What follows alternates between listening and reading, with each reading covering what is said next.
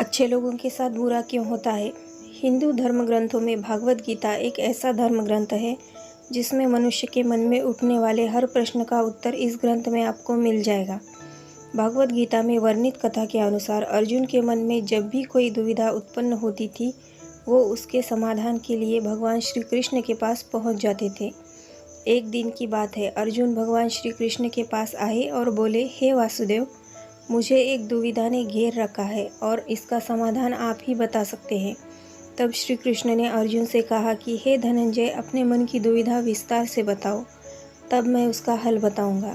तब अर्जुन बोले, नारायण, कृपया करके मुझे यह बताइए कि कुछ अच्छे लोगों के साथ बुरा ही क्यों होता है, जबकि बुरे लोग हमेशा खुशहाल दिखते हैं। अर्जुन के मुख से ऐसी बातें सुनकर श्री कृष्ण जी मुस्कुराते हुए बोले, हे पार्थ, मनुष्य जैसा दिखता है या फिर महसूस करता है, वास्तव में वैसा कुछ नहीं होता, बल्कि अज्ञानतावश वे सच्चाई को समझ नहीं पाता। श्री कृष्ण की यह अर्जुन हैरान हो गए और बोले, हे नारायण, आप क्या कहना चाहते हैं? मेरी समझ में नहीं आया। अब श्री कृष्ण बोले, अब मैं तुम्हें एक कथा सुनाता हूँ, जिसे जानने के बाद तुम समझ आओगे कि हर एक प्राणी उसके कर्म के अनुसार ही फल मिलता है। अर्थात जो बुरा कर्म करता है उसे बुरा ही फल मिलता है, और जो अच्छा कर्म करते हैं उन्हें अच्छा ही फल मिलता है, क्योंकि अच्छे कर्म और बुरे कर्म मनुष्य पर निर्भर करता है। प्रकृति हर मनुष्य को राह चुनने का मौका देती है। अब इसका फैसला करना कि व्यक्ति किस राह पर चलना चाहता है, ये उनकी इच्छा पर निर्भर करता है। फिर कथा सुनाते हुए श्री कृष्ण बोले, बहुत समय पहले की बात है, एक नगर में दो पुरुष रहा करते थे। उनमें से एक पुरुष व्यापारी था। उनके लिए अपने जीवन में धर्म और नीति की बहुत महत्वता थी। पूजा पाठ और भगवान की भक्ति में बहुत विश्वास करता था। चाहे कुछ भी हो जाए, वह मंदिर जाना नहीं भूलता था और ना ही दान धर्म आदि किसी भी प्रकार की कर्म में कोई कमी करता था। वहीं दूसरी ओर उस नगर का दूसरा पुरुष पहले पुरुष से कर्म उनके बिल्कुल विपरीत था। वह पुरुष प्रतिदिन मंदिर तो जाया करता था, लेकिन पूजा पाठ के उद्देश्य नहीं, बल्कि मंदिर के बाहर से चप्पल एवं धर चुनारे उद्देश्य से मंदिर जाया करता था। उसे दान धर्म नीति आदि किसी से कुछ लेना देना नहीं था।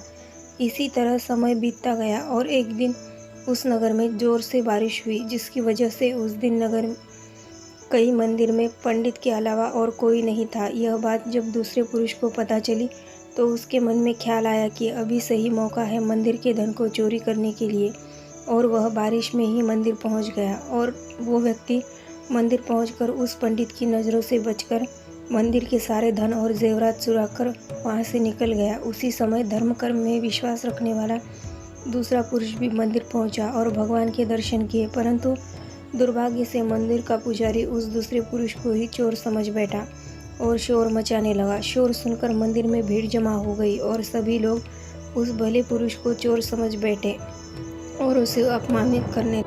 यह देखकर वह भला व्यक्ति हैरान हो गया और उसे समझ नहीं आ रहा था कि उसके साथ क्या हो रहा है। फिर वह किसी तरह उन सब लोगों से बचकर और मंदिर से निकल गया और रास्ते से जाने लगा, लेकिन दुर्भाग्य ने उनका साथ वहाँ भी नहीं छोड़ा। रास्ते से जाते समय एक गाड़ी ने उस व्यक्ति को घायल कर दिया। फिर वह लंगड़ाते हुए वह पुरुष रास्ते से घर को जाने लगा। फिर रास्ते में जाते जाते उस व्यक्ति की मुलाकात वह दुष्ट व्यक्ति से हुई जो मंदिर से धन चोरी करके जा रहा था। वह दुष्ट व्यक्ति झूमता हुआ, नाचता हुआ खुशी से जा रहा था। वह बोल जा रहा था कि आज मेरी तो किस्मत ही चमक गई, एक साथ इतना सारा धन मिल गया। यह बातें उस भले आदमी ने सुन ली।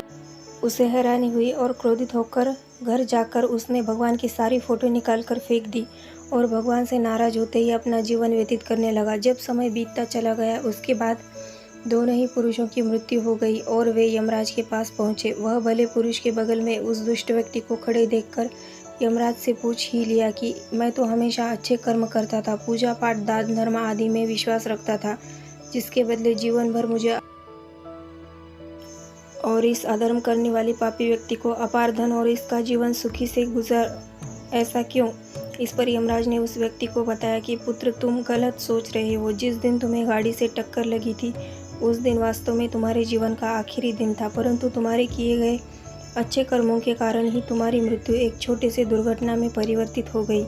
और इस दुष्ट व्यक्ति के किस्मत में राजयोग था, परंतु इसके दुष्ट कर्मों की वजह से इसका राजयोग एक छोटे मोटे धन की चोरी में ही बदल कर रह गया। कर्मों को नजरअंदाज कर रहे हैं। एक कथा सुनाते हुए कहते हैं भगवान हमें क्या किस्मत में दे रहा है यह लोगों को समझ में नहीं आता। इंसानों को ऐसा लेकिन अगर आप अच्छे कर्म करते हो तो भगवान की कृपा सदैव आप पर बनी रहती है। इसलिए मनुष्य को चाहिए कि वह जीवन में अपने अच्छे कर्म करते रहे। भगवान श्री कृष्ण गीता में भी बताया है कि किसी के द्वारा किया गया कर्म बेकार कभी नहीं जाता, भले ही कर्म अच्छा हो या बुरा।